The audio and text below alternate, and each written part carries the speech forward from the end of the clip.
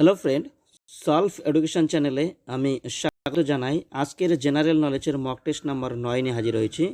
আগের যারা ক্লাসগুলো করোনি, নিচের ডেসক্রিপশনে লিঙ্ক রয়েছে, সেখান থেকে তোমরা আগের ক্লাসগুলো করে নেবে। আজকের প্রথম প্রশ্ন, মাই এক্সপেরিমেন্ট ইউথ ট্রুথ এই বইটির রচয়িতা কে?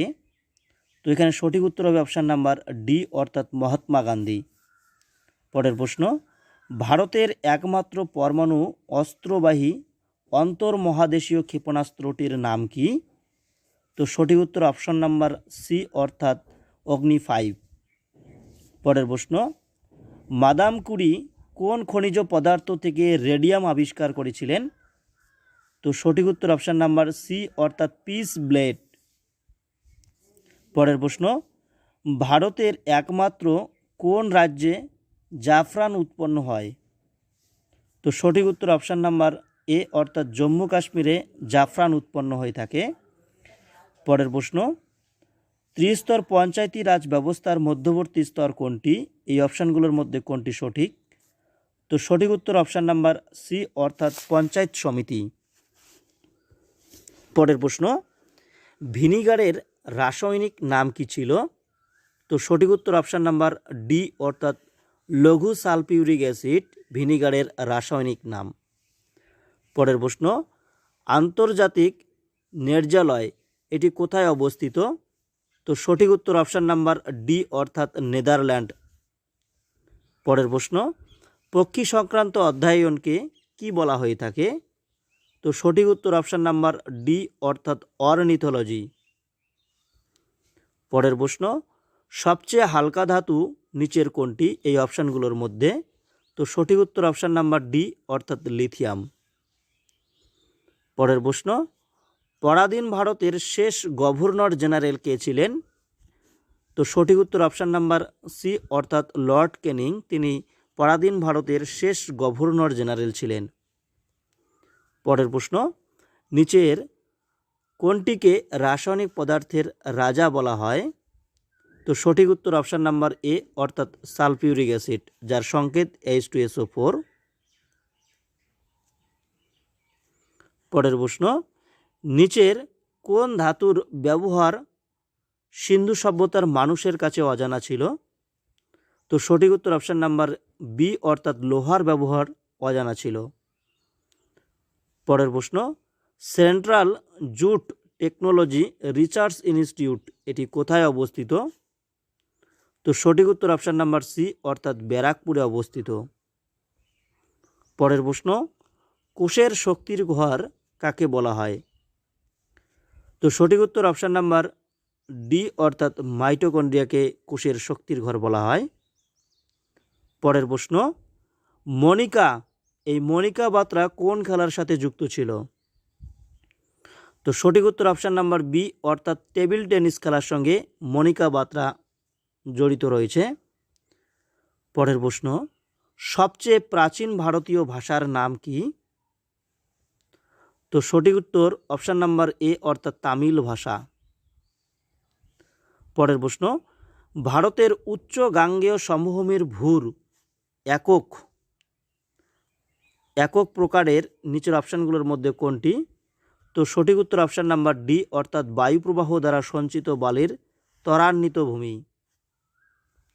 পরের প্রশ্ন, পথের পাঁচালীর রচয়িতা কে? তো সঠিক উত্তর অপশান নাম্বার বি, অর্থাৎ বিভূতিভূষণ বন্দ্যোপাধ্যায়। তিনি পথের পাঁচালী রচনা করেছিলেন। পরের প্রশ্ন, সোনালী বিপ্লব এই কথাটি কার সাথে যুক্ত রয়েছে? তো সঠিক উত্তর অপশান নাম্বার বি, অর্থাৎ উদ্যান পালনের সঙ্গে সোনালী বিপ্লব এই কথাটি যুক্ত রয়েছে। পরের প্রশ্ন, ভারতীয় সংবিধানের জন্য গঠিত গণপরিষদের প্রাথমিক সদস্য সংখ্যা কত ছিল? তো সঠিক উত্তর অপশান নাম্বার ডি, অর্থাৎ 389। পরের প্রশ্ন, লখনউ এটি কোন নদীর তীরে অবস্থিত? তো সঠিক উত্তর অপশান নাম্বার ডি, এটি গোমতী নদীর তীরে অবস্থিত। পরের প্রশ্ন, সমুদ্রের গভীরতা মাপার যন্ত্রের নাম কি? নিচের অপশানগুলোর মধ্যে কোনটি সঠিক? তো সঠিক উত্তর অপশান নাম্বার ডি, অর্থাৎ ফ্যাদোমিটার। পরের প্রশ্ন, গরবা নাচের প্রচলন কোথায় দেখা যায়? তো সঠিক উত্তর অপশান নাম্বার বি, অর্থাৎ গুজরাটে দেখা যায় গরবা নাচের প্রচলন। পরের প্রশ্ন, পশ্চিমবঙ্গের ল্যাটেরাইট মৃত্তিকা কোথায় পাওয়া যায়? তো সঠিক উত্তর অপশান নাম্বার এ, অর্থাৎ বাঁকুড়ায়। পরের প্রশ্ন, সতীদাহ প্রথা নিষিদ্ধ করতে সবচেয়ে উল্লেখযোগ্য ভূমিকা কোন বাঙালি নিয়েছিলেন? এই অপশানগুলোর মধ্যে কোনটি সঠিক?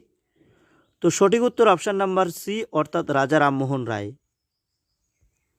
পরের প্রশ্ন, রাশিয়ার মুদ্রার নাম কি ছিল? তো সঠিক উত্তর অপশান নাম্বার বি, অর্থাৎ রুবেল। পরের প্রশ্ন, অ্যান্টিবডি কোথা থেকে উৎপন্ন হয়? মানুষের শরীরের যে অ্যান্টিবডি কোথা থেকে উৎপন্ন হয়? তো সঠিক উত্তর অপশান নাম্বার সি, অর্থাৎ লসিকা থেকে। পরের প্রশ্ন, ভারতের ক্রীড়া প্রশিক্ষকদের সর্বোচ্চ পুরস্কার নিচের কোনটি? তো সঠিক উত্তর অপশান নাম্বার সি, অর্থাৎ দ্রোণাচার্য পুরস্কার।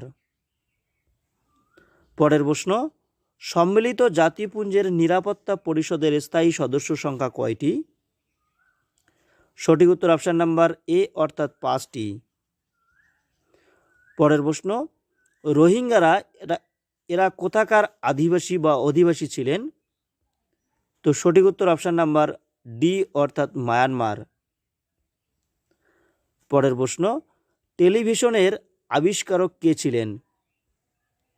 তো সঠিক উত্তর অপশান নাম্বার ডি, অর্থাৎ জে.এল. বেয়ার্ড।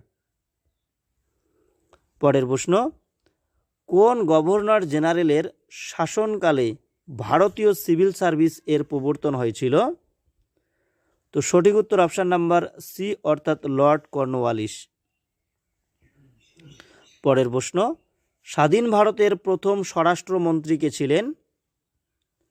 তো সঠিক উত্তর অপশান নাম্বার এ, অর্থাৎ সর্দার বল্লভভাই প্যাটেল। পরের প্রশ্ন, পশ্চিমবঙ্গের শাল গাছ কোন জেলায় পাওয়া যায় বা দেখতে পাওয়া যায়? তো সঠিক উত্তর অপশান নাম্বার বি, অর্থাৎ বাঁকুড়া জেলায়।